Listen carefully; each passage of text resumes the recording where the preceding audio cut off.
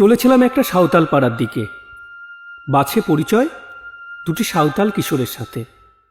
বড় সরল ওরা, বেশ ভালোও লাগলো। তুই আমাদের বাড়ি আসবেক বাঙালি বাবু, আগামী পূর্ণিমায়।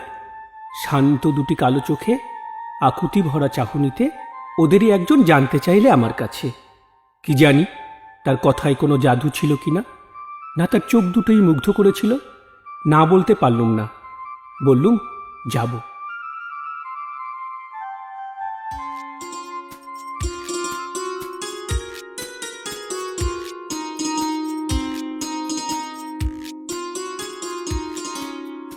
বাস স্টপের পরে একটা ফাঁকা মাঠ, তারপর সাঁওতাল পাড়া। পাড়ায় ঢোকার মুখে দেখি একটা ছোট্ট ছেলে আপন মনে খেলা করছে। মনে ভাবলুম বেশ ভালোই হলো, ওর কাছ থেকে জেনে নেওয়া যাবে ঠিকানাটা। তাই ওকে ডাকলুম, এই খোকা শোনো, কি করছো এখানে একা একা? আমার দিকে অবাক হয়ে তাকিয়ে বললে, ই কোথা জিগাইছিস কেনে বাবু? আমি তো তোর কোনো ক্ষতি করিলাই। আরে না না, এই রোদ্দুরের মাঝে মাটি মাখার জন্যে তোমার বাবা মা তোমায় বকবে না? কথা বলতে বলতে থেমে গেলাম। মনে হলো মনের অজান্তেই কোনো ভুল করে ফেলেছি।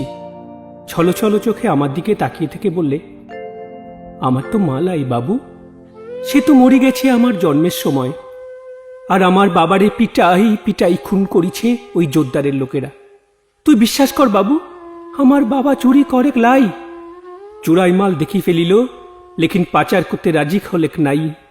তাই ওরা চোর সাজাইল, পিটাই পিটাই মারি দিল রে বাবু, পিটাই পিটাই মারি দিল। পুলিশ কিছু বলল না? পুলিশ আইলো, সব কটারে ধরে নিল, লেকিন কুছু লাই করলো, আবার ছাড়ি দিল। তুই বল, আমায় কে বকবেক, আমায় কে মারবেক? আমার তার কেউ লাই।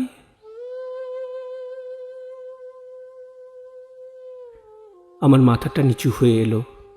সামনের দিকে এগিয়ে গেলাম। ঠিকানাটা আর জানাই হলো না।